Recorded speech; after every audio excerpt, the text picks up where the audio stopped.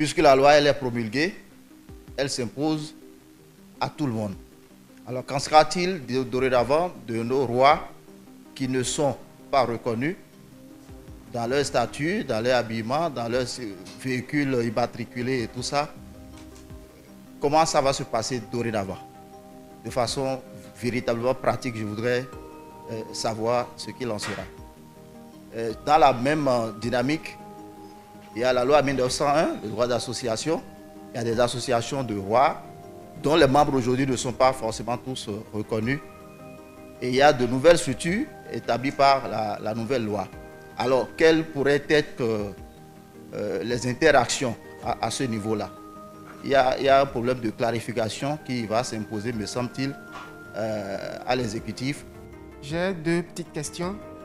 La première parle de l'interdiction faite aux chefs traditionnels de s'impliquer en politique. C'est présenté comme un garde-fou à travers cette loi. Alors, mais vous savez que dans une société où les pouvoirs symboliques interfèrent souvent avec les enjeux électoraux, quel mécanisme le gouvernement envisage-t-il pour distinguer l'autorité coutumière et influence politique réelle? Deuxième question, cette loi prétend combler un vide juridique ancien, mais face à la pluralité des modèles de chefferie au Bénin, royauté structurée, chefferie segmentée, autorité lignagère, alors pourquoi opter pour un modèle de reconnaissance rigide au lieu d'un processus graduel, consultatif et adaptable dans le temps? Au lendemain du vote de cette loi, il y a quand même un grand nombre de rois qui aujourd'hui ne sont pas reconnus certainement par la loi, qui ont estimé qu'en amont, pendant que les travaux qui ont conduit au vote de cette loi se faisaient, qu'ils n'ont pas été impliqués, qu'ils n'ont pas été associés. Je voudrais que vous leur donniez peut-être une réponse ici pour qu'ils comprennent ce pourquoi ils n'ont pas été impliqués et ils n'ont pas été associés aux travaux qui ont conduit au vote de cette loi. Est-ce qu'il n'y a pas un risque qu'à l'avenir, on puisse affronter des moments d'attaque spirituelle entre eux? Je me pose la question. Merci. Tout à l'heure, le ministre a encore rappelé la charpente qui désormais régit la chefferie traditionnelle. Et pourquoi cette charpente? C'est-à-dire pourquoi nous avons 16 royaumes, 80 chefferies supérieures et 10 chefferies coutumières. Pourquoi avoir opté pour ça? Parce que la série de polémiques que nous avons aujourd'hui peut-être découle de ce que certaines ne se retrouvent pas dans cette charpente. Et pourquoi avoir opté pour ça? J'ai deux petites questions. La première, c'est la loi prévoit qu'en cas d'exaction, que les chefs traditionnels puissent écoper de sanctions. Et nous aimerions savoir, est-ce que les sanctions, justement, prévues par la loi, l'exécution de ces sanctions-là ne pourrait pas être mise à la charge des conseils de désignation au niveau des royaumes? Ça, c'est la première question. La deuxième question, quand on sait le rôle que les chefs traditionnels et les rois ont joué dans la vie politique avant la colonisation, et quand on sait aujourd'hui qu'ils sont en train d'être mis entre griffes sous la tutelle de la préfecture, est-ce qu'il n'y a pas une sorte de dégradation de leur impact quand on considère peut-être la position encore de certains chefs traditionnels, notamment dans certaines régions du pays, surtout au nord, où on sait que leurs décisions semblent, je dis bien semblent, primer sur certaines décisions politiques. Et au-delà de ça, si d'aventure il devait arriver qu'une situation amène à destituer, je le dis comme ça, à destituer un roi, est-ce qu'on va devoir assister à la présence d'ex-rois désormais au Bénin, quand on sait que par le passé, quand on est roi, on l'est à vie? On a catégorisé d'abord, on a parlé de chefferie traditionnelle. On n'a pas dit que c'est une loi qui porte cadre juridique des royaumes. On a dit de la chefferie traditionnelle. Donc dans la chefferie traditionnelle, il n'y a pas que des royaumes. Donc c'est pour ça que nous avons catégorisé. Il y a des critères pour qu'on puisse être considéré comme un royaume. Les critères sont objectifs. Donc vous pouvez être un chef traditionnel et ne pas remplir tous les critères pour être considéré comme roi. Mais néanmoins, vous demeurez un chef traditionnel. Et c'est ça qui amène la classification des chefs supérieurs. Vous avez par ailleurs, dans pratiquement une région de notre pays, la Takora Ouest et la Donga, vous avez effectivement une autre organisation plus clanique. C'est ce qu'on a appelé d'ailleurs les organisations acéphales. C'est-à-dire que vous n'avez pas un chef qui centralise tout et ce n'est pas la même organisation verticale en réalité au niveau de ces régions de notre pays. Et on aurait pu dire des chefferies claniques, mais nous avons estimé qu'au XXIe siècle, utiliser l'expression clanique aurait été mal peut-être accepté ou compris par certains. Et donc nous nous sommes entendus avec eux et d'autres pour appeler ça la chefferie coutumière. Mais sinon, c'est les régions où nous sommes organisés en clans. Donc c'est une réalité de notre pays. Parce que certains ont dit qu'on a inventé une nouvelle catégorie de chefs. Cette organisation existe. Et cette organisation, on les appelait les chefs de clan. Donc c'est les chefs de clan qu'on appelle désormais les chefs coutumiers. Tout simplement pour être dans un langage beaucoup plus actuel, moderne et républicain. Donc, nous avons dit que si vous n'êtes ni royaume, ni chefferie supérieure, ni chefferie coutumière, vous êtes ipso facto dans la chefferie communautaire. Donc, nous ne découronnons personne. Je le redis, nous ne découronnons personne. Si quelqu'un, depuis 6 mois, depuis 6 ans, depuis 60 ans, se promène avec tous les attributs de roi, ou en tout cas il était présumé roi, aujourd'hui nous ne lui disons pas il ne faut plus vous promener avec les attributs. On dit tout simplement vous n'êtes ni chef supérieur, ni chef coutumier, ni roi, vous êtes chef communautaire. Donc voilà pour ceux qui ne sont pas reconnus. Donc tous ceux à qui vous pensez, ou dans vos différents villages ou régions, dites-leur d'être rassurés puisqu'on les reconnaît toujours comme chefs, mais comme chef communautaire. Alors, l'association des rois pour la cohabitation avec les nouveaux organes. Vous savez, jusqu'à présent, il y avait 2 fêtières de rois. Dans ces fêtières, avec qui nous avons travaillé en amont, qui vous souviennent, parce que la commission a travaillé en fait 3 années. Mais avant que la commission scientifique ne commence à travailler, il y a eu un travail en amont. Et vous vous souvenez que le chef de l'État avait reçu justement tous ces chefs, tous ces rois, à l'époque, dans une audience qui avait été assez médiatisée. Donc le travail a commencé bien avant. Je vais vous dire même que au niveau scientifique, le travail a commencé depuis 2012, puisqu'on a publié un premier livre référence qui s'appelle « Historicité des royaumes et espaces de pouvoir », je peux me tromper sur le titre, sous l'égide à l'époque du professeur Félix Iroko. Il y avait 15 les plus grands historiens béninois, les 15 plus grands historiens béninois ont contribué à cet ouvrage référence en 2015 et ça a été corrigé, réédité. Donc ce travail a commencé depuis un moment, donc on ne s'est pas réveillé du jour au lendemain pour, entre guillemets, inventer tout ce qui a été dit là. Donc si vous prenez bien, vous verrez que c'est un travail de plus d'une décennie qui vient d'aboutir. Donc les nouveaux organes, la loi a prévu de nouveaux organes. Donc tous les rois qui étaient dans les 2 fêtières vont évidemment migrer le moment venu dans ces nouveaux organes prévus, notamment la chambre qui est prévue pour la chefferie traditionnelle. Alors l'interdiction, oui, l'interdiction est formelle, définitive et catégorique en ce qui concerne la politique. Donc les rois ne doivent pas adhérer à un parti politique et ne doivent pas être des élus. Mais les rois demeurent des citoyens. Donc on ne dit pas qu'un roi ne doit pas voter. On ne dit pas qu'un roi ne doit pas avoir son opinion. Mais on dit qu'un roi ne doit pas être actif sur la scène politique. Il y a une nuance, bien évidemment.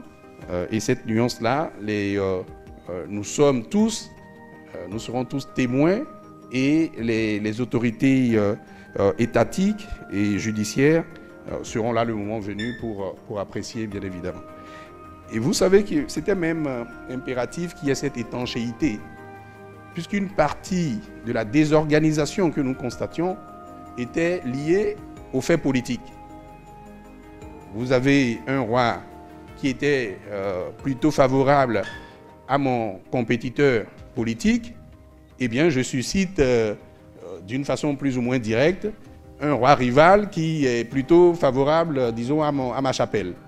Donc ça s'est vu, c'est connu, vous le savez très bien. Donc nous voulons arrêter cela, parce que ça n'honore ni notre pays et encore moins les rois, bien évidemment. Vous avez posé la question de pourquoi un modèle rigide et pourquoi pas un modèle graduel. Alors, je veux comprendre, est-ce à dire que vous pensez qu'on va continuer de créer des royaumes? J'ai pas compris. Ou, disons, par quel mécanisme on crée des royaumes? Donc, si c'est graduel et qu'aujourd'hui, je dis qu'il y a 16 royaumes et que vous dites qu'il fallait ne pas être rigide, est-ce parce que je vais espérer que dans 2 ans, dans 10 ans, dans 20 ans, je sois à 50 royaumes? Je n'ai pas compris. Donc, il faut peut-être me préciser votre pensée, puisque ce n'est pas à l'État de créer un royaume. Nous avons constaté les royaumes. Et il ne vous a pas échappé que nous ne sommes plus dans un royaume. Nous sommes en république. Donc, vous ne voulez quand même pas que ce soit les rois qui soient au-dessus de l'État. Nous sommes en république. Il faut que ce soit très clair, sans hypocrisie. Nous sommes en république. Le Bénin n'est pas un royaume. C'est parce que nous estimons qu'ils sont détenteurs d'un patrimoine immatériel, détenteurs de la connaissance de nos us et coutumes, et qu'ils ont un rôle à jouer dans cette valorisation de notre patrimoine, de notre histoire, de notre culture, que la Constitution l'a constaté d'abord, et que maintenant nous déclinons à travers la loi. On va prendre après des décrets et des arrêtés pour opérationnaliser. Il faut que ce soit très clair. Maintenant, vous n'avez pas besoin d'être roi ou ministre ou député avant d'être influent. Vous pouvez être dans votre village, être un simple citoyen et être très influent dans votre village. Donc oui, le roi peut être influent. Alors, les rois non reconnus n'ont pas été associés. Bon, là également, le président de la commission va y revenir avec ses membres éventuellement. Mais l'idée, ce n'était pas... Est-ce que vous connaissez un roi, ou présumé, ou prétendu par le passé, qui va vous dire aujourd'hui, oui, en fait, je ne suis pas roi? Donc, si je devais faire ce que vous me proposez là, je vais constater que j'ai 1000 rois. Il y a une commune qui n'est pas très loin de Cotonou, dont je ne vais pas donner le nom, où on a dénombré, quand on a commencé ce travail, de façon déclarative, il y avait 100 rois, dans une commune d'à peine 100 000 habitants. 100 rois. Oui, rois. Oui, puisque chacun dit qu'il est roi. Et nous connaissons des rois sans royaume et des royaumes avec plusieurs rois. Donc, si vous voulez que moi j'aille leur demander « Es-tu roi ?» je n'ai pas besoin de leur poser la question, ils sont tous rois. Mais ce n'est pas à moi, ministre, d'en décider. C'est pour ça qu'on a mis en place une commission technique de scientifiques sur des critères objectifs qui ont pu apprécier si effectivement c'est des rois ou pas. Vous avez des gens qui portent des noms de chefs de culte. Vous avez des gens qui, même dans leur titre de roi, portent des noms de chefs de culte. Et ils disent qu'ils sont rois. Est-ce que vous pouvez comprendre ça? Vous avez des gens qui, dans leurs prétentions, disent qu'ils existaient depuis 1600 et quelques, mais ils disent qu'ils sont au 8e roi. Donc je ne sais pas si chaque roi a fait un siècle.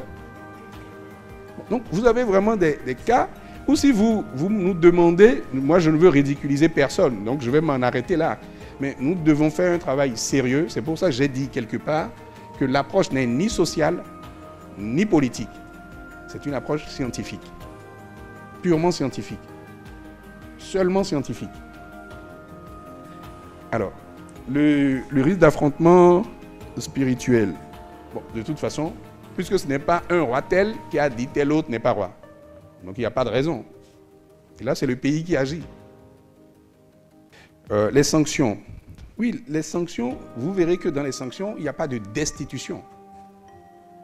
Ça n'existe pas dans la loi. Donc on ne destitue aucun roi, même si effectivement il contrevenait gravement. Mais on va retirer à ce roi la reconnaissance de l'État. Je dis bien au roi, pas au royaume. Donc le royaume existe toujours. Donc ce n'est pas le royaume qui a posé des actes, c'est l'individu roi qui a posé des actes. Donc si moi je ne reconnais plus en tant qu'État l'individu roi qui a violé les textes gravement, les textes de la République, bien à charge justement pour ce royaume et leurs instances, ou de laisser comme ça jusqu'à ce qu'il meure de sa mort de roi, ou qu'il constate et ils en tirent les conséquences pour désigner le roi suivant. Donc il n'y a pas de contradiction du tout. Alors, les sanctions sont nécessaires, une fois encore, parce que nous sommes en République et que tout le monde est soumis aux lois de la République. Je pense que sur ça, il faut que ça soit clair définitivement. Hommes politiques, chefs traditionnels, et je ne sais pas trop quoi, détenteurs de pouvoir que mon ami a repéré, tous, nous sommes tous sous le coup de la loi, y compris les journalistes d'ailleurs. Même si eux, ils peuvent dire après que c'est pour la liberté de la presse. Mais le juge fera le distinguo. Voilà. Nous sommes tous soumis à la loi de la République.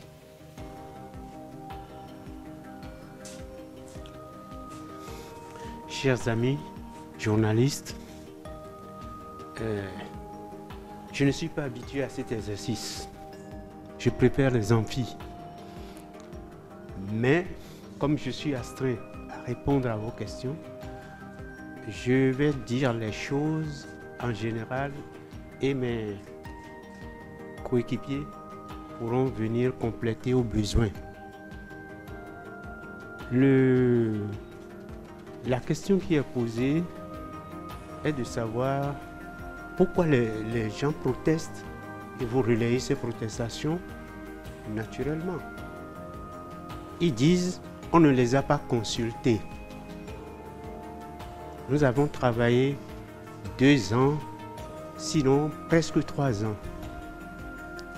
Mais on ne va pas poser des questions dont on a déjà les réponses. On nous a confié une mission, nous avons un délai pour rendre notre travail. Et je ne vais pas aller voir quelqu'un qui ne répond pas aux critères pour lui demander s'il est roi. Non. Je vais faire mes enquêtes parallèlement. Donc nous avons mis sur pied dans la commission des sous-commissions qui sont allées dans toutes les régions du Bénin. Et avant de partir, nous avons donné une direction de travail à ces sous-commissions-là. Le colonisateur est venu dans ce pays en 1894. Ils ont pris tout le sud. 1897, ils sont allés dans le nord et ils nous ont vaincus.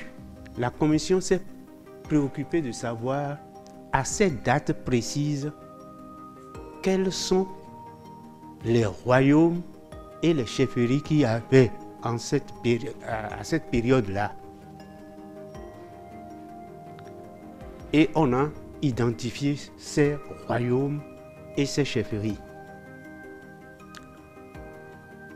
Le colonisateur est arrivé, il a nommé des agents, ses propres agents administratifs pour diriger sa colonie. Il a nommé donc des chefs qu'il a appelés des chefs cantons, des chefs de canton et autres dans tout le Bénin. Le territoire du Bénin, ce qu'on appelait Dahomey à l'époque. Et puis, ces chefs cantons devraient rendre directement compte aux colonisateurs, aux gouverneurs.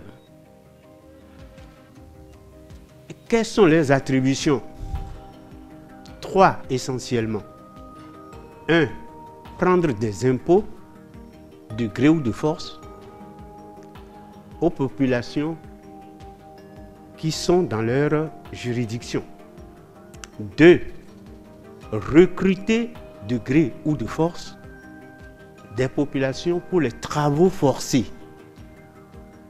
3. Recruter de gré ou de force des jeunes gens valides pour les enrôler dans l'armée pour faire la guerre aux côtés de la France pour défendre la patrie. C'est comme ça que ça s'est passé historiquement.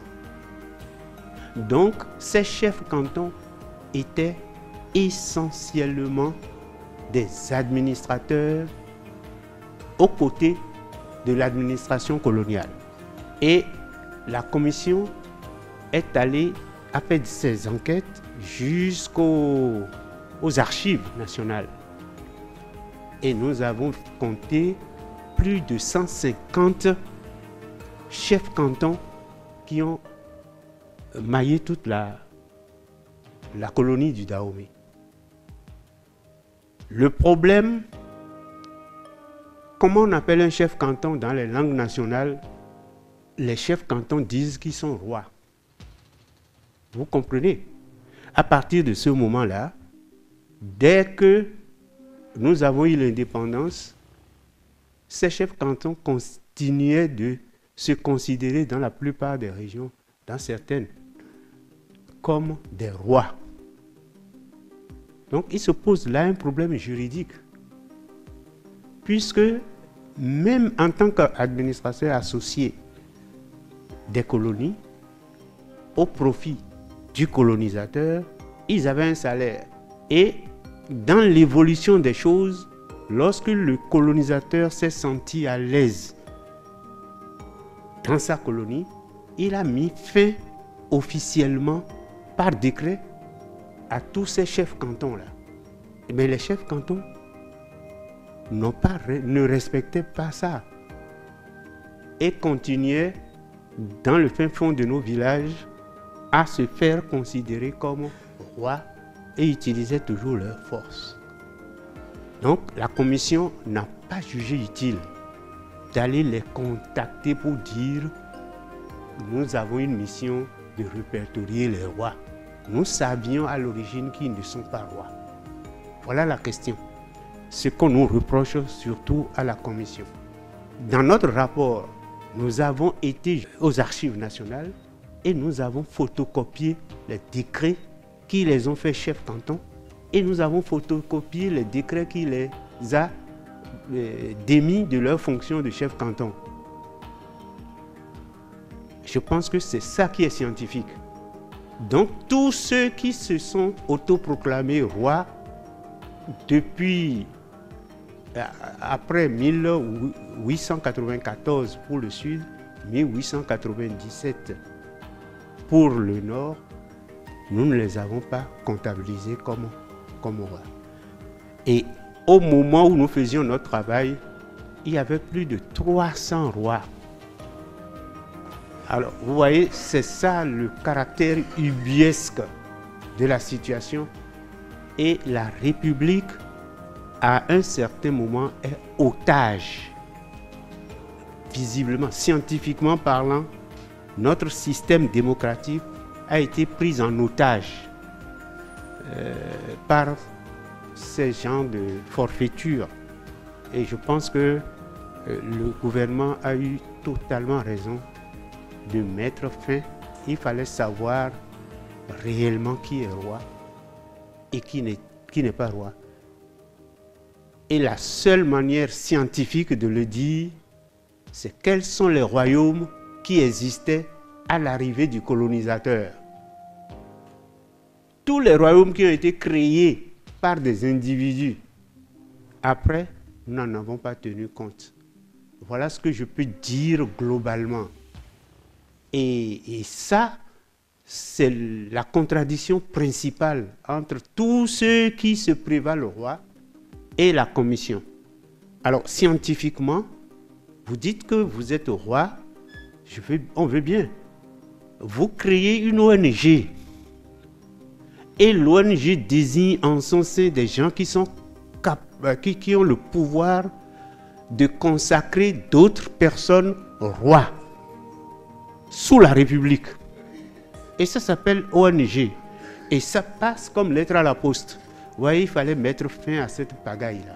Et je pense que, en notre âme et conscience, nous avons fait notre travail de façon très rigoureuse, avec des critères qui sont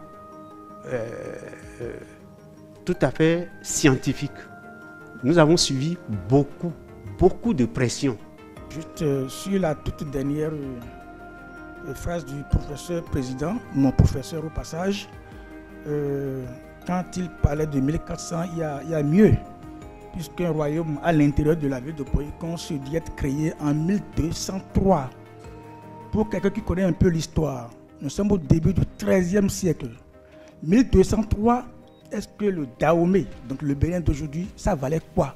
On était encore à l'époque des empires médiévaux. Pour ceux qui connaissent un peu l'histoire, nous tous on a fait les coups primaires, les fameux empires du Ghana, du Songhai et du Mali. Voilà, des choses du genre, il y en a plein, hein. Bon, c'est des détails. Le professeur a longuement parlé tout à l'heure de l'administration coloniale. Il a mis l'accent sur les cantons. Juste une petite précision pour les hommes de la presse. C'est par la loi numéro 5936 du 31 décembre 1959 que le canton a été supprimé. C'est officiel. On peut vous en donner copie. Mieux, le décret du 14 avril 60 dit clairement que tous ceux qui étaient chefs de canton jusqu'à cette époque-là, on les laissait continuer leur œuvre. Mais lorsqu'ils décèdent, ils ne sont pas remplacés. C'est comme ça qu'on a fini avec cette affaire-là. Et conclure là-dessus en disant que l'administration cantonale n'est pas une administration de type traditionnel. Point. Alors, le professeur a longuement expliqué tout à l'heure la borne chronologique que nous avons donc suivie, celle de 1894 pour la partie méridionale et celle de 1897 pour la partie septentrionale. Tout simplement, comme il a expliqué, parce que à ce moment-là, nos sociétés étaient gérées suivant un certain nombre de règles. Donc, il y avait des entités qui existaient. Mais le colon, lui, il avait besoin de désarticuler ces entités pour pouvoir asseoir son autorité. Et ça, il a parfaitement réussi. Donc, reconnaître une entité créée après ce marquage chronologique serait rentré dans d'autres considérations. Sur la question de la charpente que M. le ministre a traité, il convient quand même de préciser les critères. Il y en a eu 3, et ces critères, vous pouvez les retrouver très facilement dans l'ouvrage que M. le ministre a d'ailleurs indiqué tout à l'heure, à savoir historicité et espace de pouvoir traditionnel au Bénin. Alors, les 3 critères sont les suivants. Le tout premier, c'est l'espace géographique couvert par l'entité en question. Important. Deuxième critère, le type de pouvoir et son niveau de concentration. Petite parenthèse, quand vous prenez ma famille, le DA de chez moi est un chef. Il a un pouvoir. Mais quel est le degré de concentration de ce pouvoir? C'est des questions purement techniques. Il faut rentrer dans les détails pour apprécier. Le troisième et dernier critère, c'est le type de société et son niveau de différenciation. Lorsque vous appliquez ces 3 critères à toutes les entités que nous avons, la catégorisation découle, elle naît logiquement. Vous avez des entités très centralisées que nous avons donc appelées les royaumes. Vous avez des entités faiblement centralisées, ce sont elles les chefferies supérieures. Il y en a d'autres qui ne sont pas forcément dépendantes d'un royaume, donc qui étaient vraiment autonomes, mais qui sont très faiblement donc, centralisées. Et M. le ministre a suffisamment expliqué la particularité que nous avons observée dans la Takora Ouest et la Donga Nord. Voilà les petits détails que je voudrais ajouter. Je vous remercie. Je voudrais dire que nous avons également un problème de langue. Je m'explique. Roi, c'est du français. Chef, c'est du français. Quand chez nous, en fond, le roi, on l'appelle Dada, je crois. Hein? Mais à part le Dada, vous avez les Da, vous avez des tas de gens. Quand on lui dit de dire en français qu'est-ce qu'il est, il va dire quoi? Je suis roi. On a chez nous, chez les Yoruba, on a Oba. Et après, vous avez des balais et d'autres types de chefs. Quand on va demander un balai en français, c'est quoi votre titre? Que voulez-vous qu'il dise? Je suis roi. Donc ça peut vous permettre déjà de comprendre, en plus de ce qui a été dit par rapport aux chefs cantons et autres, pourquoi est-ce que nous avons tellement de gens qui revendiquent. Parce qu'en fait, si on avait fait la loi dans nos langues nationales, ça aurait été beaucoup plus simple pour les uns et les autres de comprendre ce dont il s'agit. Voilà ce que je voulais rajouter. Merci beaucoup. Bien, c'est parfait. Merci de nous avoir simplifié les choses. Quand les scientifiques ils parlent, il n'y a pas de querelle politique. Ce n'est pas la mouvance, ce n'est pas l'opposition. La science, en principe, elle n'a pas de coloration politique. Et donc, c'est tellement clair maintenant. Il faut peut-être ajouter quelque chose, parce que quand les historiens sont passés qui vous ont dit des gens qui demandent de ressusciter leur royaume, réel ou prétendu. Nous tous, au moins ici, on a le niveau, parce qu'on l'a appris et on sait que dans l'histoire des royaumes, lorsque les guerres de conquête se faisaient, celui qui a vaincu l'autre, qu'est-ce qu'il fait? Il le vassalise ou il l'incorpore à son territoire. Donc vous avez disparu. Et l'autre devient plus grand, impose sa culture, ses us. Et ce n'est pas parce que le colonisateur est venu mettre fin à cette dynamique que celui qui a été vaincu des dizaines d'années, ou aujourd'hui on dirait des centaines d'années plus tôt, va demander à l'occasion d'un travail scientifique de le ressusciter. Donc, je crois que quand on a entendu tout ça, il y a une constante qui se dégage et qu'il faut saluer. C'est le souci d'organiser notre pays sur des bases modernes, sur des bases scientifiques, sur des bases objectives. De tout temps, on s'est plaint du désordre qu'il y avait dans ce secteur, entretenu par les acteurs politiques ou par des individus qui y avaient intérêt. Je ne saurais en rajouter à tout ce que le ministre Abimbola a dit et bien dit pour décrire cette situation-là, et nous travaillons à y mettre fin. Je crois que s'il y a une justice à rendre au chef de l'État, à son gouvernement et à l'Assemblée qui a voté la loi, on peut oublier les membres de la commission aujourd'hui, parce que vous savez que quand on a construit une maison et qu'on vient l'inaugurer, souvent on ne pense pas aux architectes et aux porteurs d'eau, aux ouvriers qui ont été là. On voit seulement celui qui a donné l'argent, on ne pense même plus au maçon. On voit le propriétaire, n'est-ce pas? Donc aujourd'hui, c'est de saluer tout cela. Saluer le courage. Le courage. Il en faut, surtout dans notre contexte. Il en faut pour oser aborder des chantiers aussi délicats que ceux dont relève la chefferie traditionnelle dans notre pays. Et on peut espérer que maintenant que les lignes claires ont été tracées, que tout est définitivement clarifié, on peut espérer que ce soit parti pour de bon. Dans tous les cas, pour compter du 3 avril 2025, plus personne ne viendrait vous dire « j'ai créé un royaume » ou « je suis le nouveau roi de tel royaume » qui n'existait pas ou qui a pu exister. Vous avez les éléments aujourd'hui pour y répondre. Et je voudrais vous rassurer que, conformément à ce que nous avons retenu avec le ministre Abimbola, cette conférence de presse ne sera pas la dernière activité pour informer largement l'opinion des tenants et aboutissants de ce travail. Il y aura d'autres prises de parole, notamment sur vos antennes, dans vos colonnes. Et les membres de la commission et des cadres techniques qui ont la matière sont préposés pour aller à votre rencontre et répondre aux préoccupations que vous auriez encore, ou vos collègues qui ne sont pas ici, ou plus généralement les populations elles-mêmes. Voilà ce que je voudrais ajouter pour vous remercier au nom de mon aîné, le ministre Abimbola, les membres de la commission, d'avoir été à nos côtés. Merci beaucoup d'avoir été là et puis à la prochaine.